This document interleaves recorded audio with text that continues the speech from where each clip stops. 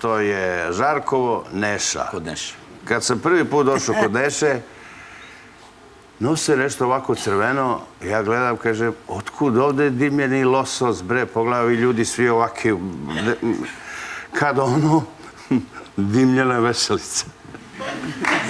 Taki su loši svi na Žarkovu, to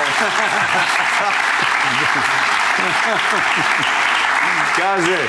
Kaže, moj brat Velimir došao iz Amerike i kaže, vodi me negde, inače momak dosta ješan. Ja ga odvedem gore i kažem, Banjanin jedan keller, kaže, donesi mi jednu onu vešalicu i seci je. Jednu vešalicu, kaže moj burazer. Jednu, kaže, da. Kriza ovde. Donese, a kaže i seci je, on donese ovako brdo, jedva smo je pojeli. Dobro, to je dosta lepo za opuštenje. Ali taj isti Neša, to je zanimljivo, oni su ljudi koji su rešili da kad jedu, piju, oni kažu, sad ćemo nešto da uradimo. Svake godine, zadnje nedelje septembra, to je sad recimo 24. subota, oni, ne oni, nego da ode narod koji daje dobrovoljno krv. Daje se krv, a posle se jede vo sa ražnja.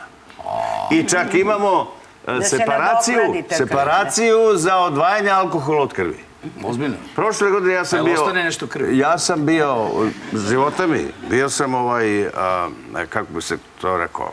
Domaćin. Domaćin. 80 litara krvi smo dali i to pod velikim patronatom ustanove kao što je bolnica